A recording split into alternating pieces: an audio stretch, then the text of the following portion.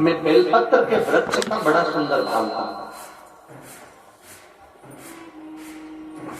जिसको संतान का सुख नहीं है उसको सफेद आंकड़े की जड़ का प्रयोग करना चाहिए, और जिसके घर में एक संतान हो चुकी है और दूसरी संतान नहीं हो रही है, 8 साल 10 साल 15 साल 20 साल 22 साल हो गए और दूसरी संतान का अगर सुख नहीं है, तो उसके लिए बेलपत्री के वृक्ष के नीचे का एक भाव बड़ा सुंदर कहा गया। किसी भी सोमवार से आप ये प्रयोग करना प्रारंभ कर सकते।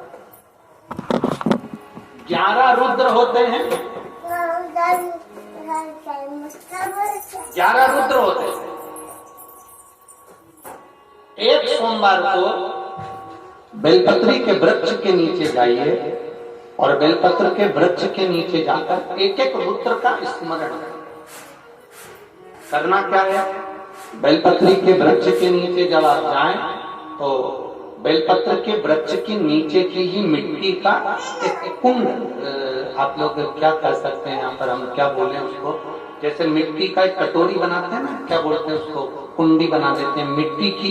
बेलपत्री के वृक्ष के नीचे की ही मिट्टी, उसी मिट्टी का एक छोटा सा एक कुंडा बना देते हैं उसको मिट्टी का। जितने लोग आस्था चैनल पर सुन रहे हैं, जितने लोग फेसबुक यूट्यूब पर श्रवण कर रहे हैं, बड़े ध्यान से सुनिएगा, सावधान।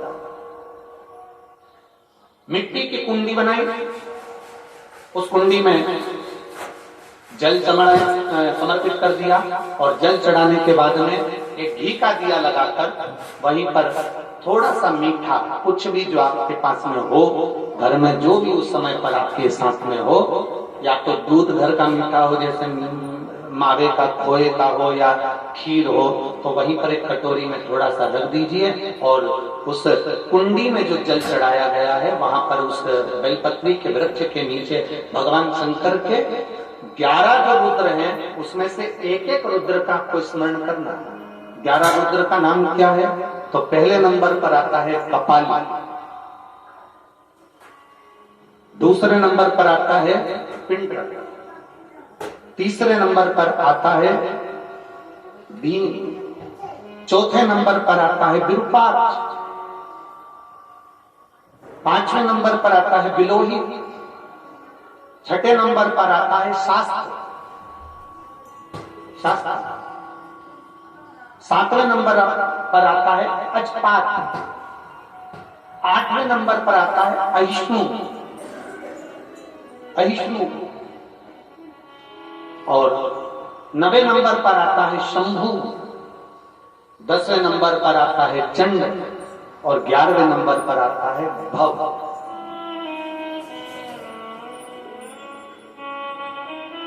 अगर अभी आप लोग नहीं लिख पाए हैं तो बाद में मोबाइल पर से कथा को पीछे खींचना, फिर उसमें से धीरे धीरे इसको लिखना। एक एक रुद्र के नाम से एक कुंड का निर्माण करा, पूजन करी, घी का दिया लगाया, वहां जो मीठा रखा है उसको लिया, कुंड में से थोड़ा सा जल लिया, बेलपत्री के पेड़ के नीचे आचमन किया, जो मीठा रखा है वो ले जाकर रात्रि के समय पर सोने से पहले पति पत्नी उसको पाए और साथ रहे। एक सोमवार को ये प्रयोग करना है, फिर दूसरे सोमवार को दूसरे जो एकादश जो 11 रुद्रों का जो वर्णन किया गया है, एक एक रुद्र का नाम लेकर एक बार कुंड का निर्माण करना है। दूसरे सोमवार को जैसे एक बार आपने अगर कपाली नाम से पूजन करी, दूसरे नंबर पर पिंडल नाम से पूजन करी, तीसरे नाम पर भीम नाम से, फिर आप विरूपाक्ष नाम से, ऐसे एक एक सोमवार करना है, 11 सोमवार। और 11 सोमवार जैसे तुम्हारे पूर्ण होंगे, भले 10 साल हो गए हो चाहे 15 साल हो गए हो, गर्भ जरूर फैलेगा और संतान की प्राप्ति करेगा। किसी के यहाँ पर 11 रुद्र भी पूरे नहीं हो पाते हैं और गर्भ ठहर जाता है। लगभग 4-5 रुद्र पूरे होते हैं और गर्भ ठहर जाता है।